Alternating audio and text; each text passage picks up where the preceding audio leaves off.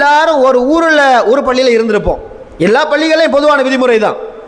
அந்த பள்ளிகளில் கொள்கையை தெரிஞ்ச ஒரு ஆள் 2 பேர் இருப்பார்கள். முதலாவது கட்டம், ஆரம்ப கட்டத்தில் ஒரு ஆள் 2 பேர் அந்த கொள்கையை சரியாக நிறைவேற்றுவார்கள்.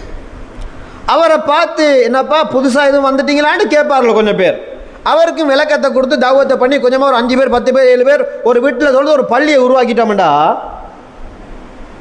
இந்த பள்ளியோட அது முடிஞ்சு போச்சு கதை. தாவத்தும் இல்லை, தனக்குள்ள தாவத்தும் இல்லை. இந்த சாரார் அவங்க வாப்பா அப்பாவா போன பின்னாடி அவங்க கஷ்டப்பட்டு உருவாக்கிய அந்த மஸ்ஜிதோடு தொடர்படுவார்கள். மஸ்ஜிதுகளோட அவங்கள நீங்கள் பார்க்கலாம். இவங்களுடைய நடைமுறை வாழ்க்கையில் பார்த்தீங்களாக இருந்தால், எங்கே கடைக்கு போகிறாங்களாம் என்றால் பைக்குக்கு பின்னாடி மகன் இருப்பார், அல்லது ஆட்டாக்கு பின்னாடி மகன் இருப்பார்.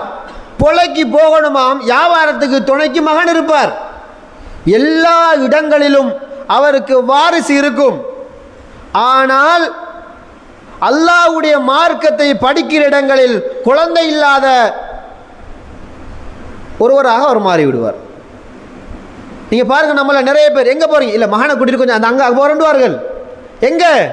அங்க விளையாட்டு மைதானமாம், எங்க காணி வேலாம் பக்கத்தூர்ல, எங்கேயாம் அங்க வேற ஒரு விசேஷம் நடக்குதாம், ஸ்கூல்ல கான்சர்ட் நடக்குதாம். உறவுகளே, இங்க உங்க பிள்ளைகளை உங்களால கூட்டிட்டு போக முடியுமாக இருந்தால், அந்த இடத்து உங்கள் வாரிசுகளை நீங்கள் அடையாளப்படுத்த முடியுமாக இருந்தால், ஏன் அல்லாஹ்வுடைய மாளிகைக்கு வருகிற போது மட்டும் உங்கள் வாரிசுகள் பின்னாடி கிடையாது?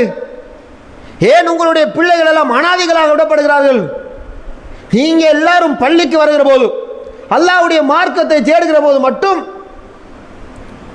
குழந்தை இல்லாதவராக நீங்க வந்துடுறீங்க, அபுத்தராக வர்றீங்க.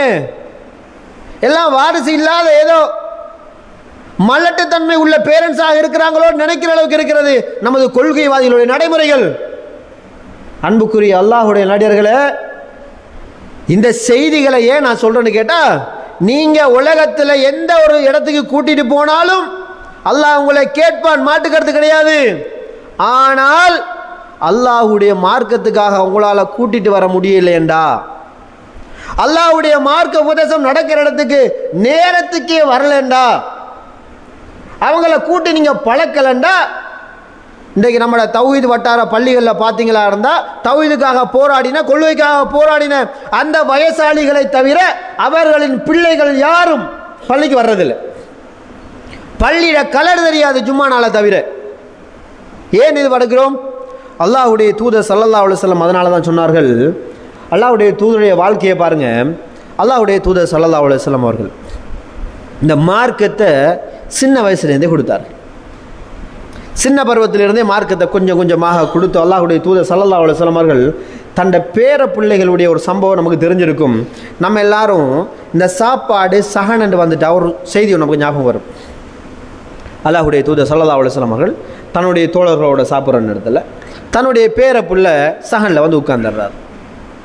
இந்த சஹனில் வந்து உட்கார்ந்துட்டா அந்த பேர பிள்ளை, அந்த சின்ன பொடியன் ஓடி ஆடி தெரிகிற அந்த பிள்ளை நம்மளோட பிள்ளைகள் போல அங்கால ஜேம் இருந்தால் இங்கேருந்து எட்டி அங்கே ஜேமை மட்டும் எடுத்துடணும்.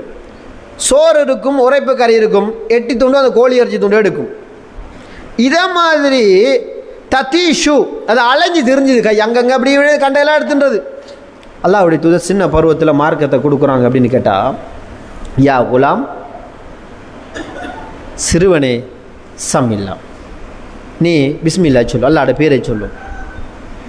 குல் பி மீனிக், உண்ட வலது கையால் சாப்பிடு. குல் மிம்மா எலிக், உனக்கு பக்கத்தில் இருக்கிறத நீ சாப்பிடு, பக்கத்தில் உள்ளதுக்கெல்லாம் போகாத. இது பார்க்குறோமா இல்லையா? இதை ஏன் ரசூலுல்லாஹ்வுடைய செய்தியாக நமக்கு வருது? ஏன் இதெல்லாம் நமக்கு சொல்லப்படுது? அன்புக்குரியவர்களே, நாம இப்படித்தான் நமது பிள்ளைகளை வளர்க்கணும் என்ற ஒரு பாடம் அது. நம்ம இன்றைக்கு அன்னளவாக ஒரு ஹதீஸாகத்தான் அதை பார்க்குறோம். என்னையாம் ஹசன் ஹுசைன் சஹனில் இருந்தாங்களாம், சஹன் சாப்பிட்டு மட்டும்தான் தம்பி பக்கத்தில் உள்ள தின்னு தாட்டி விடுறது, மற்ற நேரத்தில் ஒன்றும் கிடையாது. அன்புக்குரிய அல்லாஹ்வுடைய நடிகர்களே, இந்த மார்க்கத்தை நம்ம சரியாக தேடி படிக்கலண்டா அவன் பொய் சொல்லுவான், களவெடுப்பான், ஃப்ராடுத்தனம் பண்ணுவான், விபச்சாரம் பண்ணுவான், பாவம் செய்வான், எல்லா காரியங்களையும் செய்வார்கள். ஏன்? மார்க்கம் என்ன சொல்லுது என்கிற அறிவு அவருக்கு தெரியாது. அந்த கல்வியினுடைய முக்கியத்துவம் அவருக்கு தெரியாது. இது பாவம் என்பதே கொஞ்சம் பேருக்கு தெரியாது. இது பாவம், இது செய்யக்கூடாது நிறைய பேருக்கு தெரியாது. அப்போ எந்த அளவுக்கு நம்மளோட பிள்ளைகளை நம்ம வளர்க்குறோம்?